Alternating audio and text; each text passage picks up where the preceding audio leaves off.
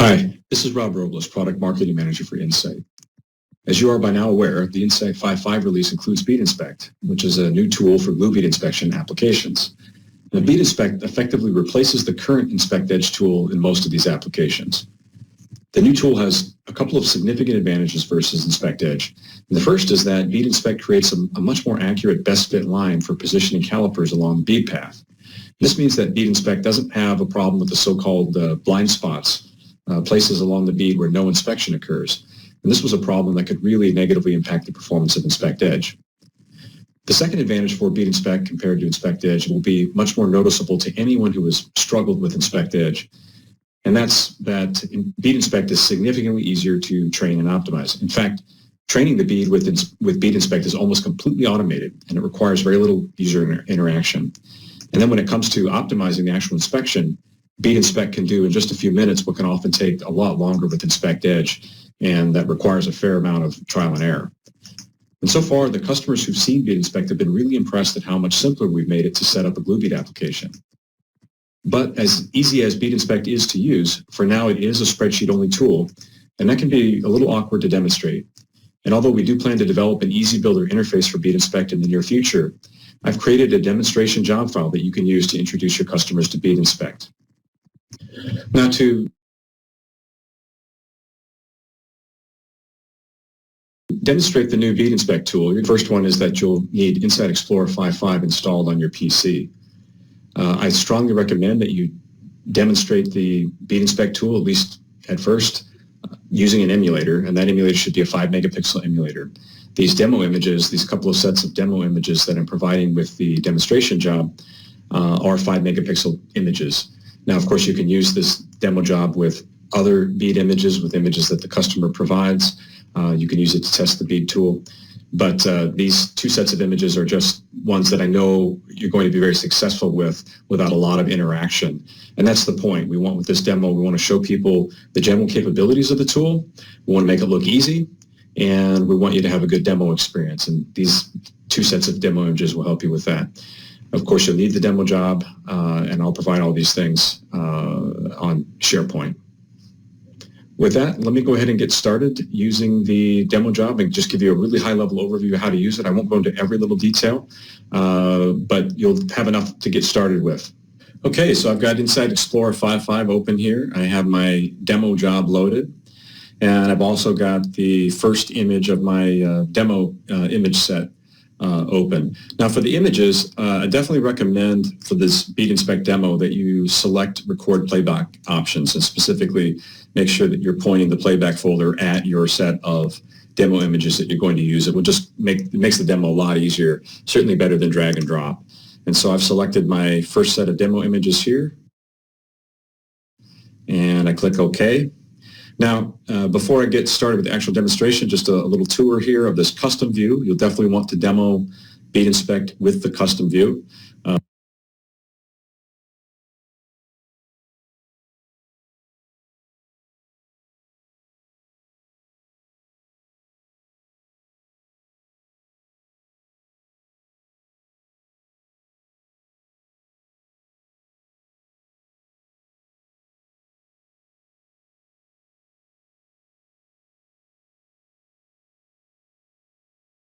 Be a little messy.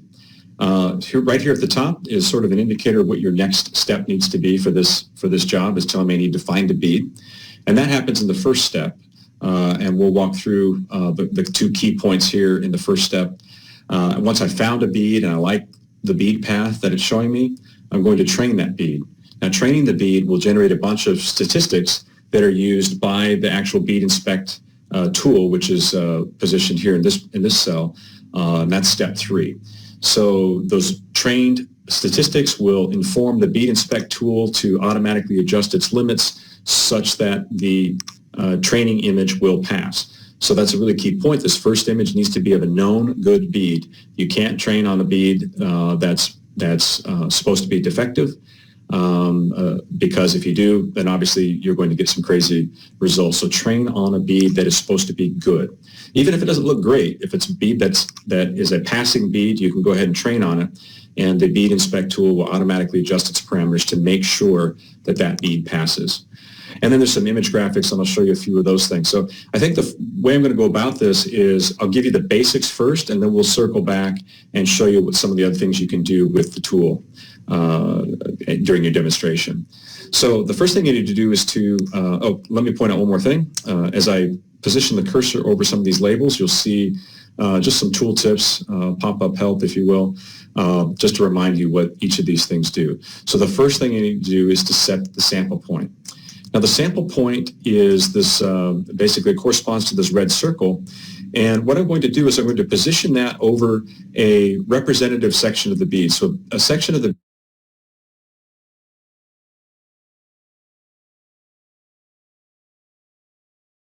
bead that looks like most of the rest of the bead. And it's important that you don't choose an area of the bead that has other edges around it, or because that will throw off the bead finding algorithm. So I want to set it in a relatively clear area of the bead that looks like the rest of the bead.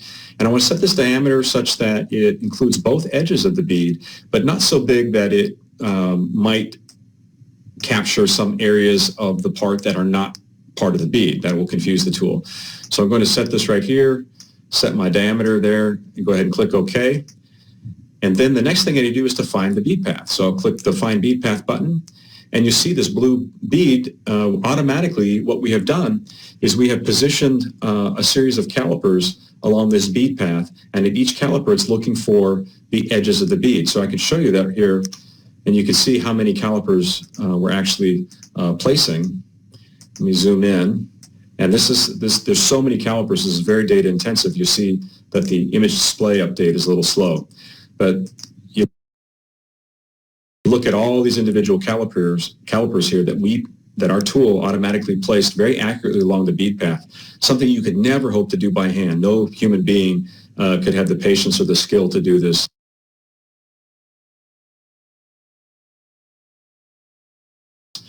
By hand, certainly not in any reasonable amount of time. And so we're doing that automatically. This is important to show customers, particularly if they've used the Inspect Edge tool, because they've all had experience trying to place calipers, and they don't do it very accurately. You just don't have the patience to do it. So we've done that for you, and we've done it with just a couple of clicks. I'm going to go ahead and turn the calipers off here because it does slow things down, but it's good to show. So now when I zoom out here, I see a bead path.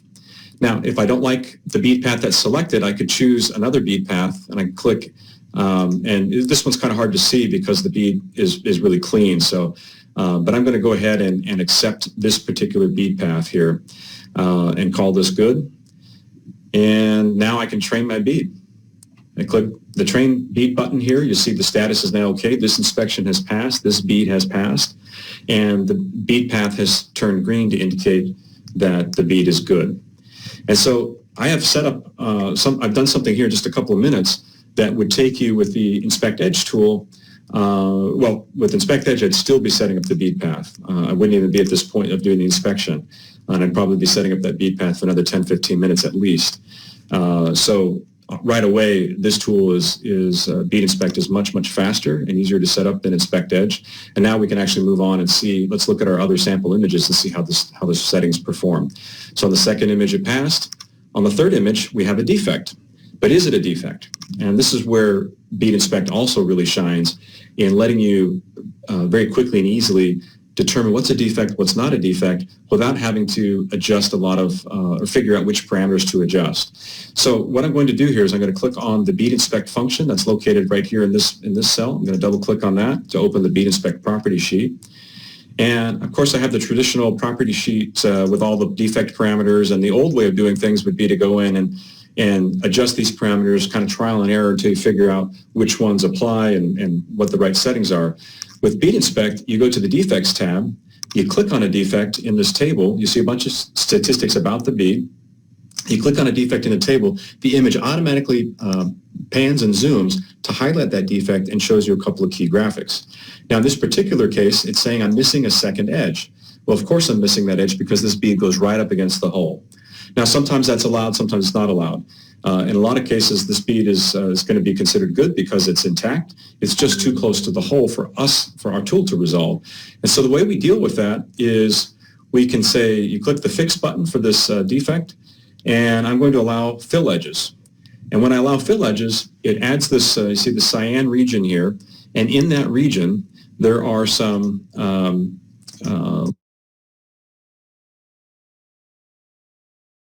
little yellow circles here.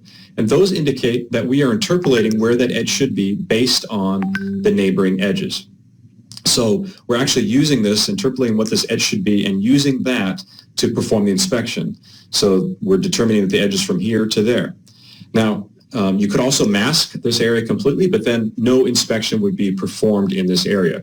So fill edges is a way of getting some of the benefits of masking without failing, without excluding an inspection at this point. And that's what this fill edge area is. So anytime you see a cyan area, that's a fill edge. And now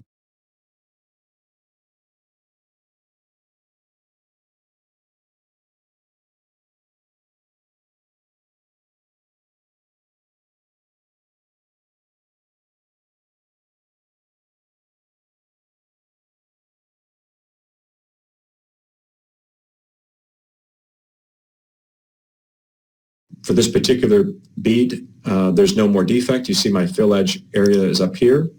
And it's important to say, also, I should point out on the fill edges that we won't allow a fill edge area in a section of the bead where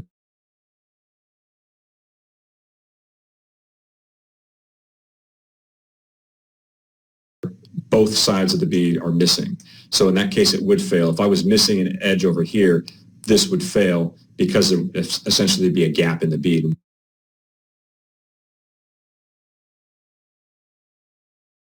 We would detect that. All right, so now let's go to the next image here.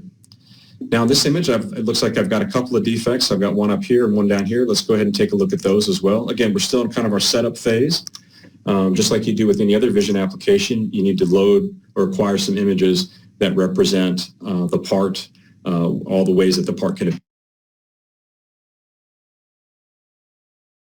appear in an image from one part to the next. So we'll click on this defect. Now this is a legitimate defect here. You see we're saying that there's a couple problems here. This bead is too wide. And as a result, because it's too wide, there's too much material in this section. And so we fail on two criteria here, and the defects that fail, it says, if you hover over the defect, it says it's calipers 424 to 463. So we've got a whole bunch of defects, or a bunch of calipers that are detecting a defect, and we're combining them all into one single defect because it's a continuous range of calipers. I'm going to go ahead and leave this because if you look at my expected ranges, based on what was trained, my bead coverage percent should be between 79 and 123%. Well, this is 160%, so it's way over the coverage limit. So that's a real defect. Likewise, the bead width max should be 136% max, but we're detecting 157 at this range of calipers. So that's a real defect. What about the next one? Well, this one, it says we failed because we can't find the edges. And there's an overfill. Now, one of the reasons we can't find the edges is because you see the edges kind of tail away here, and we're actually doing the inspection in this area. And so we're failing. We've got low contrast. We've got a problem with we're outside of our bead edge position tolerance, and the bead is too wide.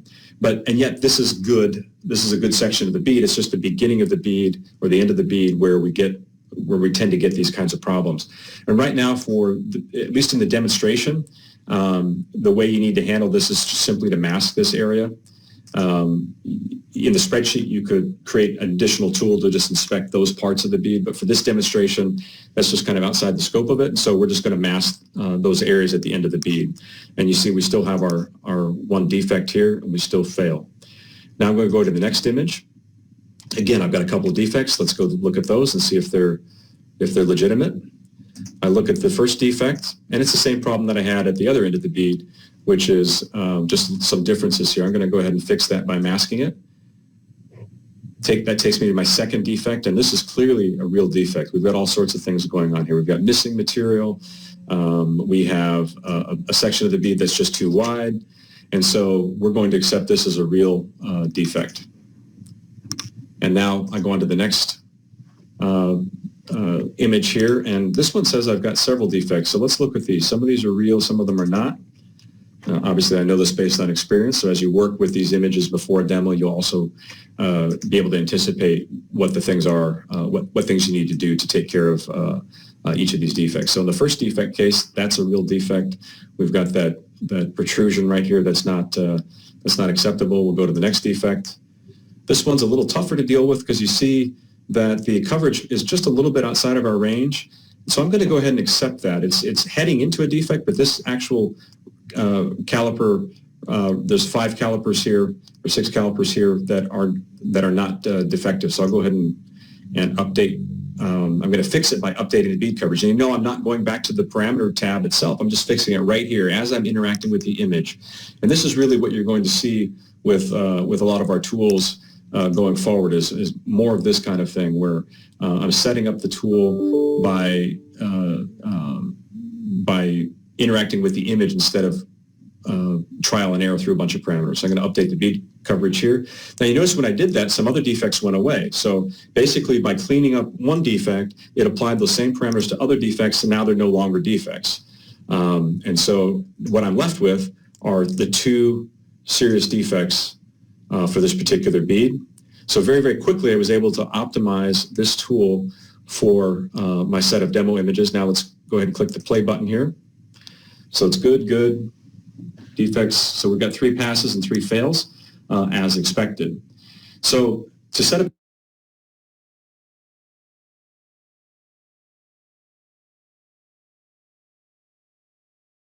this kind of demo with Inspect Edge, it would take you a while. With this demo job, with BeadInspect and this demo job, you can do a very quick, very simple demonstration. But now, if you need to show some of the more advanced things of this job, so to speak, let me take you through a couple of those. So I do have a fixturing capability here.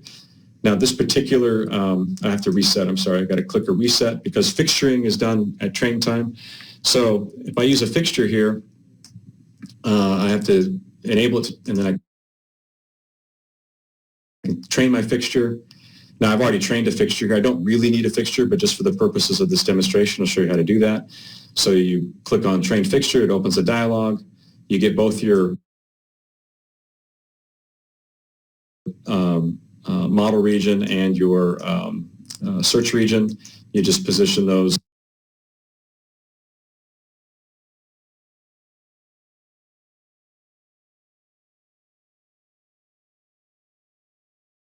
However you'd like.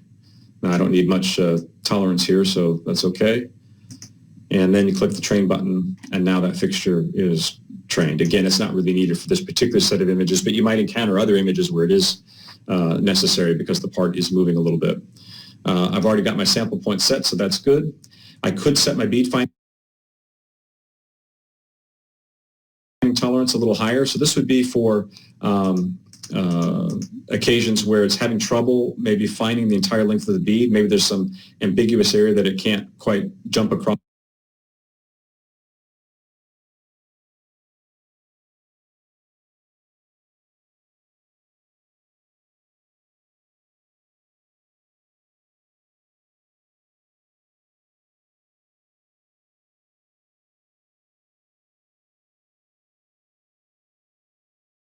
So you can set your bead finding tolerance higher. Now, I warn against that sometimes because you can get some extraneous information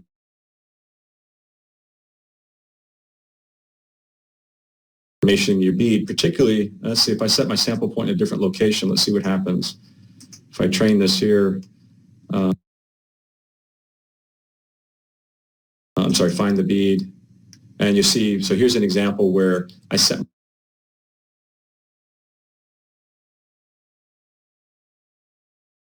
my tolerance a little bit too high, and the bead path is very, it's picking up a lot of extra stuff here.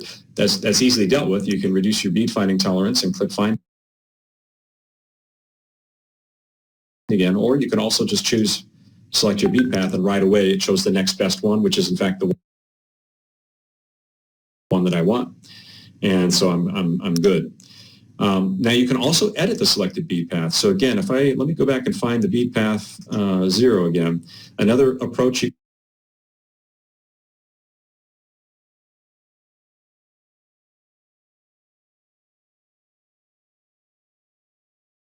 take is to edit the bead path, and this is pretty cool. You can just go in and select a bunch of points and delete them. And let me zoom in here. And you can make adjustments to the bead path manually just by clicking and dragging these points. I can add additional points if I want. Carry that out. I can take a look at the rest of the bead path. Perhaps there's some area of the path that we didn't quite get just exactly right, so I can make an adjustment to that. But generally you won't need to do this in most demos, but there might be some parts where you do need to do it. So here's a case where maybe I want to take that down a little bit and click OK. So that's really easy to do, is to edit the bead path. So there's just a few more things I need to show you before I wrap this up. One of them actually I have already showed you a bit, which is this caliper spacing parameter. Again, this is a 1 right now, which means that every pixel along the bead path, there'd be a caliper placed at that pixel. So when the caliper spacing is 1, this is what you would use to find every little defect along the bead path. But for demonstration, perhaps you might want to set that a little higher. You can set it up to 5.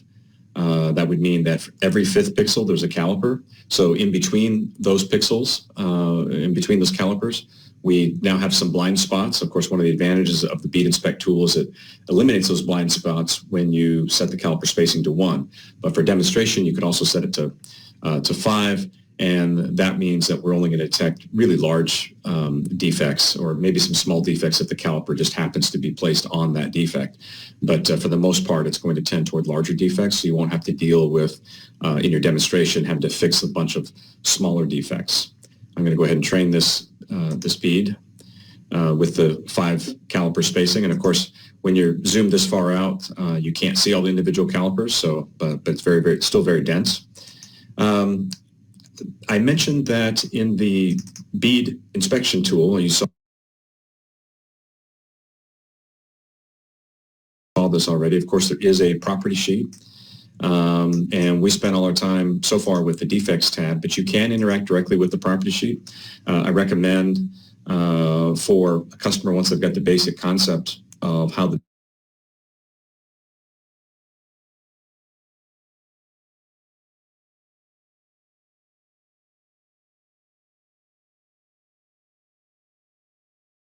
bead tool works, that you do show the property sheet just so they can see the kinds of defects that we are able to detect. And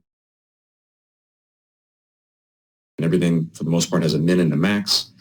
So you have your bead width, min and max. You have your bead coverage, min and max. Now, bead coverage is different than bead width. Bead coverage basically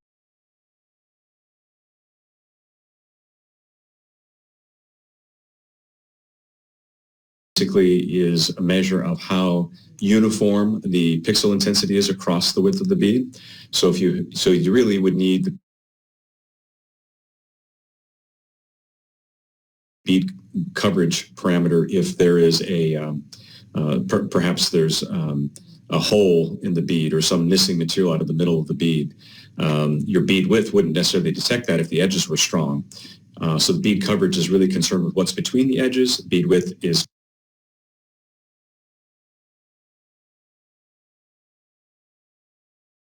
concerned from edge to edge. So that's kind of the way you think about it.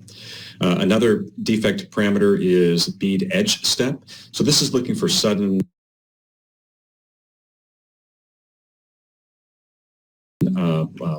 as you're going along the bead path, if there's any sudden nicks or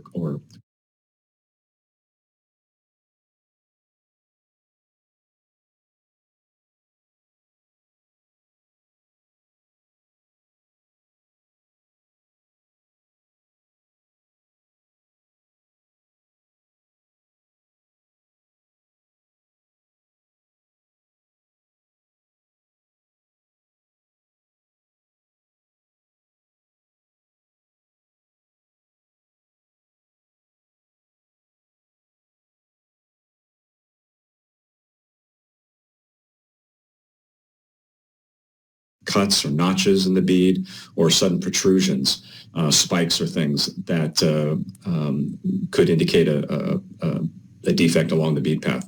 So these are the basic criteria. Plus we have defect length. That's the minimum number of calipers. And again, I've got that exposed out here in the custom view. This minimum defect length. This says right now, it says it's set to 5. And what that means is that every defect, for something to be reported as a defect, it must contain at least 5 adjacent calipers, 5 adjacent defect calipers. So if I had defects on 3 calipers right now, or 4 calipers, they would not be detected. They would not be output, rather, they'd be filtered out. The tool would detect them, but we're filtering them out. So if you're getting a lot of very, very small defects in your demo, you can increase this number, and those small defects will start to just filter away, and then you can just focus on the larger ones. On the other hand, if a customer wants to find every small defect, you can set this to a very low amount. This minimum defect length would mean if a single caliper contains a defect, it's going to be reported as a defect, unless it's neighbors. If it's neighboring calipers are defective, they'll all be consolidated into one major defect. So you can see that here. Let's go ahead and step through our images again. So I've got my 3 couple of good images. Now this image before was a past image, but I've set my minimum defect length to be 1. So now if I set my minimum defect length to be, say, 4, that defect goes away. Okay, so I don't have to do anything now. I don't have to do fill edges or anything there at this point, because that defect is now cleared. So I go on to another failure. We still see the same kinds of defects that we were seeing before, but you notice I've got a few more defects down in this category, or down in this area of the bead. I can just filter those away by, or at least the smallest one, I can filter away by increasing the minimum defect length. So that's essentially how that particular parameter works. Let's get back to a good state here. So I mentioned the calipers. You can display those. Those are the calipers that are in the found bead. But you also have some other graphics that you can display at runtime. I recommend only displaying them just for illustration purposes. They are helpful, but they do slow down the they can slow down the image update rate, and so you wouldn't want to demo with these graphics turned on, but they're useful to show. Essentially what this is here, these yellow lines, I just turned on the bead edges. These are the edges that we actually found. So if I go to my defect here, you can see there's no yellow inside this defect. It's because we didn't find the edges there, because, this takes me to the next graphic here, is the edge boundary, the bead position boundary, rather. So the cyan graphics here will show you where the bead needs to be located, or where the bead needs to be present in the image in order to be found. So these outer boundaries, I need to find the one side of the bead edge has to fit within this cyan boundary, and the other side of the bead edge has to fit within this cyan boundary. And then both bead edges need to be within their respective boundaries on the inside as well. You see the inside boundary for the top edge, you see the inside boundary for the bottom edge. And what's happening here at this defect is we didn't find an edge there at all. And so that's why this is being reported as a defect. Let's go to another example here with these graphics turned on. So I recommend that when you turn these graphics on, again, you don't demo them, you don't demo in this mode, at least not at the beginning, but it's good to show what's actually going on here, because it explains quite a bit. You can see in these 2 defects, you can see what's happening. Again, we're missing edge information, and so because the bead edge, it's too thick, and so that's pushing the outside edge outside of this outer boundary here. That's essentially what's happening. So these graphics are really useful to help you kind of debug what's going on. Now the last bit that I want to show is if you forget what you trained for your fixture, you can enable the fixture pattern here. This will remind you what it is that you trained. So that's just an on-off kind of thing. You can turn it on if you need to, just to show what the pattern was without having to go actually into one of the property sheets to the bead find property sheet. So that's essentially the demo. Sorry, this is a little bit long, but wanted to give you a tour of how to use this demo job. And again, if anybody's got some suggestions for improvements or ways we can make this better, by all means, please send them to me. We can make the changes and then share it with the rest of the field. So I appreciate your time, and hopefully this has been helpful. Thank you.